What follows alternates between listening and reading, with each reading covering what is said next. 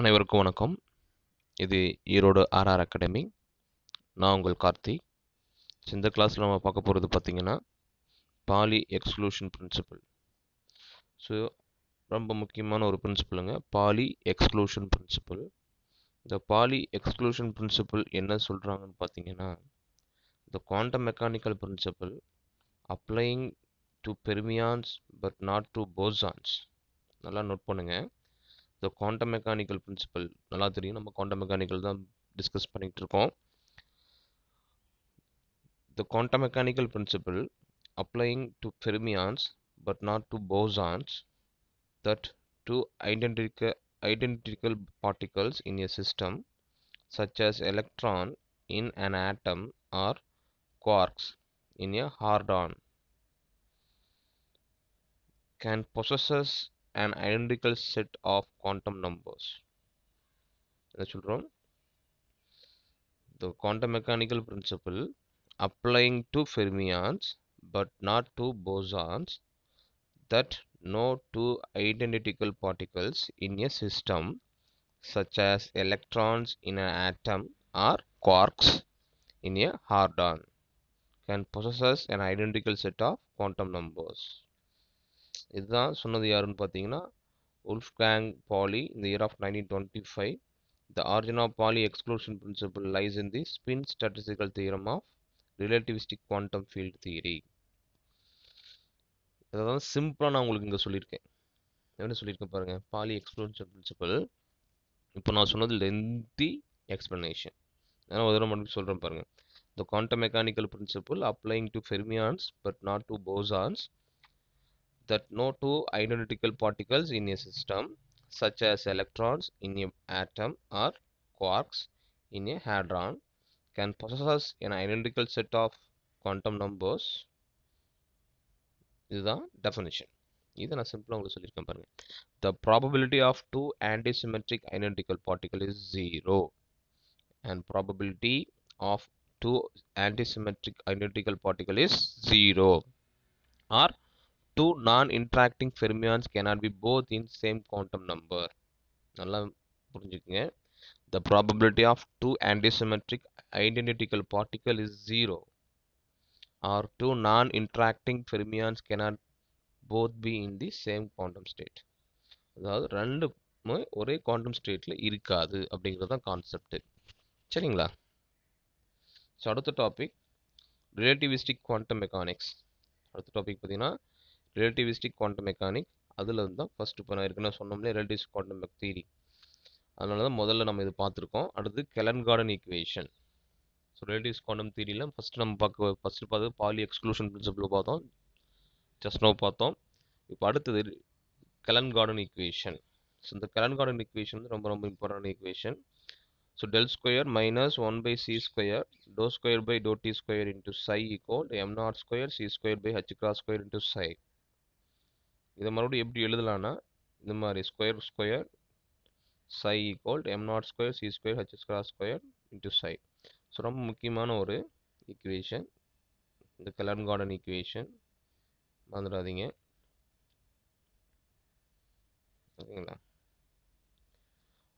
அது வேர் square square equal to del square minus 1 by c square dou square by dou t square. இப்போ என்ன சொல்லணும்னா டிஃபிகல்ட்லி with Helen-garden equation அதை நம்ம ஈஸியாக எழுதுறோம். எப்படி இருந்தால் S vector equal to h cross by 2im into psi star del psi minus del psi star into del. So இதுக்கு பேர் என்ன சொன்னோம், கரண்ட் டென்சிட்டி. இதுக்கு என்ன சொல்கிறோம், கரண்ட் டென்சிட்டி. இதுவும் கேட்குவாங்க கரண்ட் டென்சிட்டி ஈக்குவேஷன் அப்படின்னா S vector equal to h cross by 2im into psi star del psi minus del psi star into psi. So மறுபடியும் இன்னைக்கு மறுபடியும் இப்போ பார்த்ததை ரீகால் பண்ணிக்கலாம். ஃபர்ஸ்ட் என்ன பார்த்தோம், Pauli exclusion principle. So Pauli exclusion பிரின்சிபல்னா the probability of two antisymmetric identical particles is 0, or two non-interacting fermions cannot be both in same quantum state. Relativistic quantum mechanics Kellen-Gordon equation, that is equal to del square minus 1 by c square dou square by dou t square into psi equal to m square m naught square c squared by h cross square into psi. அதை எப்படி alter பண்ணுறோம், cross square equal cross square psi equal m naught squared c squared by h cross square into psi. And also difficulty with the Glenn-Gordon equation, the current density S vector equal to h cross by 2 pi 2 im into psi star del psi minus del psi star into psi. So next பார்த்தீங்கன்னா probability density. So next பார்த்தீங்கன்னா probability density. இப்போ என்ன பார்த்துட்டு இருக்காங்க, quantum மெக்கானிக்ஸ்ல என்ன பார்த்துட்டு இருக்கோம், relativistic quantum theory என்ன பார்த்துட்டு இருக்கோம், relativistic quantum theory. probability density, so b vector என்ன சொல்றோம், h cross by 2i mc square that is equal to dou psi star by dou t psi minus psi star into dou psi by dou t. இதை மறுபடியும் எப்படி எழுதலாம்னு பார்த்தீங்கன்னா that equation, so p equal to e by mc square into psi star. ஓகேங்களா, the probability density. The next Dirac equation. So Dirac equation என்னது, the Dirac Hamiltonian may be written in the form of Dirac Hamiltonian may be written in the form h vector equal to c alpha vector dot b vector plus beta mc square. So Diracனா the Dirac matrix formula நம்ம எழுதுவோம், அதான் Dirac equation. matrix formula பாருங்க, Dirac matrix alpha x அப்படின்னா alpha x equal 0 sigma x 0, அதுக்கான value தான் கொடுத்துருக்கோம். இது கண்டிப்பாக கேட்டிருக்காங்க, பார்த்துக்குங்க. அடுத்தது ஆல்ஃபா ஒய்னா சிக்மா, அடுத்து இசட்டு, இந்த வேல்யூ எப்படி மாறுதுன்னு பார்த்துக்குங்க. ரொம்ப முக்கியமானது, இதுலேருந்து கண்டிப்பாக ஒரு கொஸ்டின் கேட்பாங்க. மறுபடியும் நான் ஃபஸ்ட்டு சொல்கிறேன். ஃபஸ்ட்டு ப்ராபபிலிட்டி டென்சிட்டி, அடுத்து டிராக் ஈக்குவேஷனில் டிராக் மேட்ரிக்ஸஸ், டிராக் ஈக்குவேஷன் பார்த்தோம். அடுத்தது Dirac matrices alpha x alpha y and alpha z. சரிங்களா, ஓகே, அடுத்தது போலாங்களா. ஓகே, அடுத்து பீட்டா ஈக்குவல் என்ன வேல்யூ, என்ன வேல்யூன்னு பாருங்க, beta. Then properties of alpha and beta matrices. Since alpha x square equal to alpha y square equal to alpha z square equal to beta square, that is equal to 1. மறந்துடாதீங்க, இது முக்கியமான ஒரு equation. Since alpha x square equal to alpha y square equal to alpha z square equal to beta square equal to 1.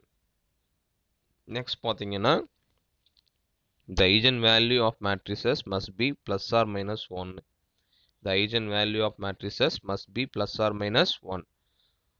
Third பார்த்தீங்கன்னா since all three matrices anti-commute, therefore no two matrices commute, therefore only one of the four matrices can be diagonal.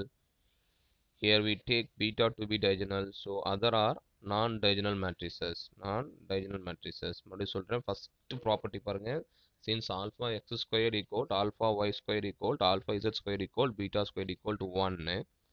Second, the eigenvalue of matrices must be plus or minus 1. The eigenvalue of matrices must be plus or minus 1.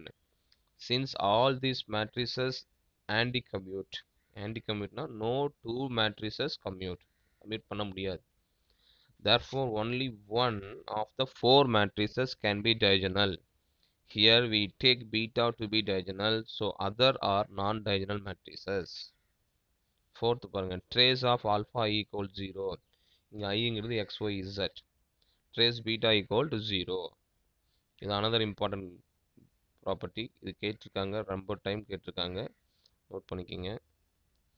alpha I, trace alpha I equal 0. அங்க alpha I equal 0, iங்கிறது x y z, trace beta equal 0. ஓகேங்களா.